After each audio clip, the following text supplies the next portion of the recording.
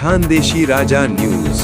नंदुरबारमध्ये गोवंश तस्करी प्रकरणी संशयिताला अटक, पोलीस व गोरक्षकांची संयुक्त कारवाई दिनांक 30 जून 2024।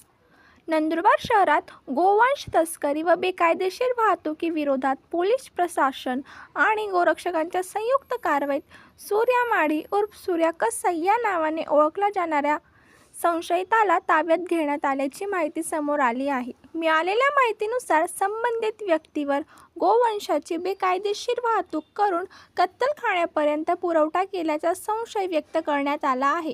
या प्रकरणी पोलिसांनी संबंधित कायद्यानुसार गुन्हा नोंदवत पुढील कायदेशीर कारवाई सुरू केली आहे। या कारवाईत नंदुरबार गोरक्षकांनी पोलीस प्रशासनाला सहकार्य केले। शहरात गोवंश तस्करी विरोधातील ही महत्त्वाची कारवाई मानली जात असून यामुळे अशा बेकायदेशीर कृत्यांवर आळा बसण्यास मदत होईल, अशी प्रतिक्रिया काही स्थानिक नागरिकांनी व्यक्त केली आहे। या प्रकरणाचा पुढील तपास पोलिसांकडून सुरू असून तपास पूर्ण झाल्यानंतर अधिकृत माहिती समोर येणार आहे। जय श्रीराम, जय गौमाता। आज दिनांक 30/6/2026 रोजी प्राणीन फाउंडेशन टीम आणि नंदुरबार पोलीस प्रशासनाच्या मदतीने आज ये 2 गो तस्कर पकडले। तेरा नाम क्या है रे भैया? अशफाक। तुझं नाव काय?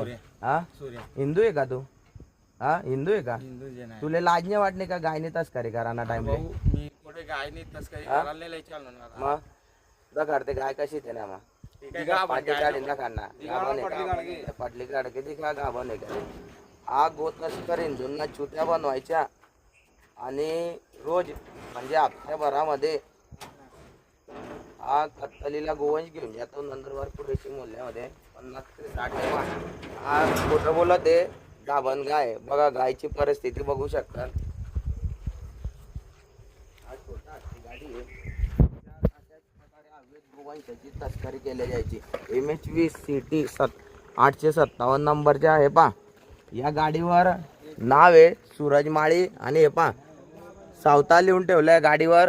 हा माळी समाजाचा व्यक्ती आहे, पण हा असे चुकीच्या पद्धतीने काम करत आहे की हा एखाद्या समाजाला कलंक आहे। हा हिंदू आहे।